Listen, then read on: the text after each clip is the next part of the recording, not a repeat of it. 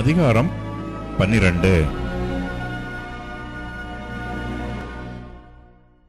அப்படி இருக்க சகோதரரே, நீங்கள் உங்கள் சரீரங்களை பரிசுத்தமும் தேவனுக்கு பிரியமுமான ஜீவ பலியாக ஒப்புக்கொடுக்க வேண்டும் என்று தேவனுடைய இரக்கங்களை முன்னிட்டு உங்களை வேண்டிக் கொள்கிறேன்.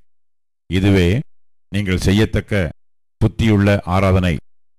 நீங்கள் இந்த பிரபஞ்சத்திற்கு ஒத்த வேஷம் தெரியாமல் தேவனுடைய நன்மையும் பிரியமும் பரிபூரணமுமான சித்தம் இன்னதென்று பகுத்தறியத்தக்கதாக உங்கள் மனம் புதிதாகிறதினாலே மறுரூபமாகுங்கள்.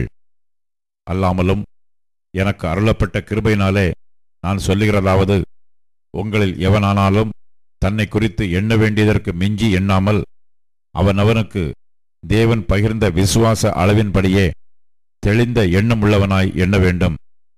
ஏனெனில் நமக்கு ஒரே சரீரத்திலே அநேக அவயவங்கள் இருந்தும் எல்லா அவயவங்களுக்கும் ஒரே தொழில் இராதது போல அநேகராகிய நாமும் கிறிஸ்துவுக்குள் ஒரே சரீரமாயிருக்க ஒருவருக்கொருவர் அவயவங்களாய் இருக்கிறோம். நமக்கு அருளப்பட்ட கிருபையின்படியே நாம் வெவ்வேறான வரங்கள் உள்ளவர்களானபடியினாலே நம்மில் தீர்க்க தரிசனம் சொல்லுகிற வரத்தை உடையவன் விசுவாச பிரமாணத்துக்கு ஏற்றதாக சொல்ல கடவன். ஊழியம் செய்கிறவன் ஊழியத்திலும், போதிக்கிறவன் போதிக்கிறதிலும், புத்தி சொல்லுகிறவன் புத்தி சொல்லுகிறதிலும் தரித்திருக்க கடவன். பகிர்ந்து கொடுக்கிறவன் வஞ்சனை இல்லாமல் கொடுக்க கடவன்.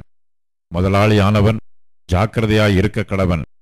இரக்கம் செய்கிறவன் உற்சாகத்துடனே செய்ய கடவன். உங்கள் அன்பு மாயமற்றதாய் இருப்பதாக தீமையை வெறுத்து நன்மையை பற்றி கொண்டிருங்கள். சகோதர சிநேகத்திலே ஒருவர் மேல் ஒருவர் பட்சமாயிருங்கள். கனம் பண்ணுகிறதிலே ஒருவருக்கொருவர் முந்திக் கொள்ளுங்கள். அசதியாயிராமல் ஜாக்கிரதையாயிருங்கள்.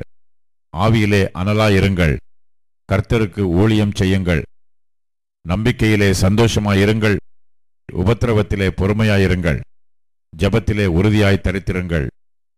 பரிசுத்தவான்களுடைய குறைவில் அவர்களுக்கு உதவி செய்யுங்கள். அந்நியரை உபசரிக்க நாடுங்கள்.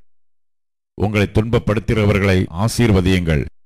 ஆசீர்வதிக்க வேண்டியதை அன்றி சபியாதிருங்கள். சந்தோஷப்படுகிறவர்களுடனே சந்தோஷப்படுங்கள். அழுகிறவர்களுடனே அழுங்கள். ஒருவரோடொருவர் ஏக சிந்தை உள்ளவர்களாயிருங்கள். மேட்டிமையானவைகளை சிந்தியாமல் தாழ்மையானவர்களுக்கும் இணங்குங்கள். உங்களையே புத்திமான்கள் என்று எண்ணாதிருங்கள். ஒருவனுக்கும் தீமைக்கு தீமை செய்யாதிருங்கள். எல்லா மனுஷருக்கு முன்பாகவும் யோக்கியமானவைகளை செய்ய நாடுங்கள். கூடுமானால் உங்களால் ஆன மட்டும் எல்லா மனுஷரோடும் சமாதானமாயிருங்கள்.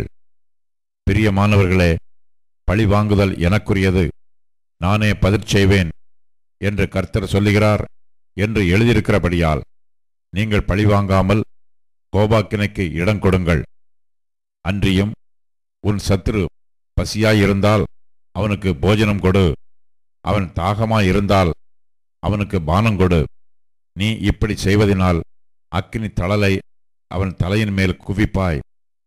நீ தீமையினாலே வெல்லப்படாமல் தீமையை நன்மையினாலே வெல்லு.